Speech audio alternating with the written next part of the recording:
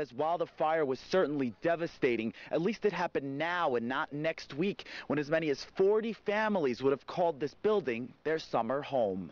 There are 27,000 vets here in Orange County, according to government numbers, and of that, 720 have just recently returned from Iraq. Officials here today say the hardest part is getting the word out, and often getting them to come here and knock on the door. According to the state director for criminal justice, 43 states and the federal government require DNA sampling from all convicted felons.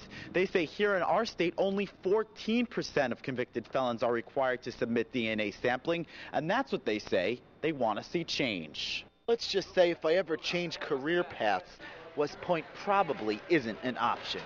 Now, officials here at West Point say anyone 14 to 55 is invited to attend, and as you can tell from my experience, this is definitely not easy. Officials for the Red Cross say in February alone, they responded to 6 fires in our area, including this one here behind me in Poughkeepsie that left about 36 people homeless. They say responding to that many people in need takes money. And the kids say they've learned a lot today. They've learned the value of exercise, they've learned how to eat correctly, and they've learned the value of competition. Right, guys?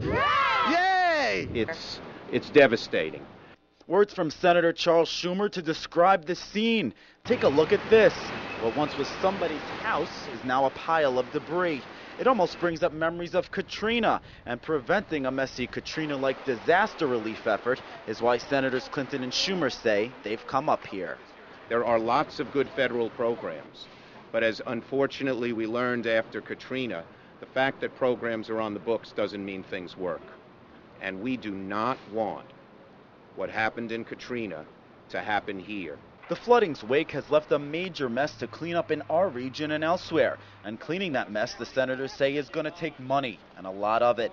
The senators say financial relief for businesses and homeowners is an immediate necessity, but with 2 major costly and tragic floods in this region in as many years, the senators, along with Congressman Hinchey, agree there's a broader issue that needs to be addressed. If we just do a single study, like right here, and don't look at the broader implications, don't take into account some of the weather projections given the changes in climate, we'll be back here in 5 years and we'll have, some of the same problems. So let's get a broader perspective. And the broader perspective, Senator Clinton says, involves the reduction of global greenhouse emissions, often blamed for climate changes that they say could be to blame for the 2 500-year floods in 2 years. Well, Congressman Hinchey and I believe we should, pass legislation in our country that begins to try to reduce the amount of carbon dioxide emissions.